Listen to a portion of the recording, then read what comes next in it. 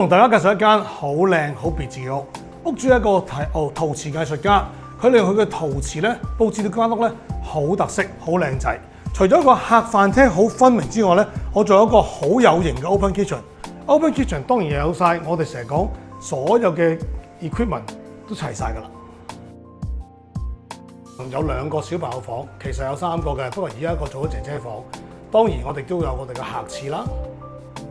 呢個3個房之外咧，就仲有一個偏廳。個偏廳咧有2個好有型嘅法式小露台，同埋再襯埋我哋呢個冇任何扶手嘅樓梯咧，成個 design 非常之靚嘅。呢一層咧就係主人套房啦。主人套房咧今次咧超過300尺，咁啊當中包括一個好靚嘅 walk-in closet，同埋呢一個好精緻嘅陶瓷。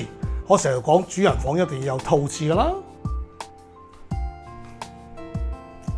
啱落呢層咧，我哋有一個好靚嘅套房。呢個套房咧，而家主人嚟用緊呢個工作間。最高嘅地方當然個景係最靚嘅山景。咁但係呢度有個私人珍藏嘅 workshop。成個 workshop 咧，主人咧就自己做翻一啲好靚精緻嘅陶瓷啦。咁同埋我出邊咧仲有個好大露台。露台望住我哋正嘅好出名釣魚翁山，個山景唔錯㗎。全座3層嘅屋咧，咁啊仲有個少少花園啦。咁花園都有成800尺㗎。咁其實你見到嗰啲戶外傢俬同埋啲花花草草咧，咁證明到屋主咧都好有藝術氣質㗎。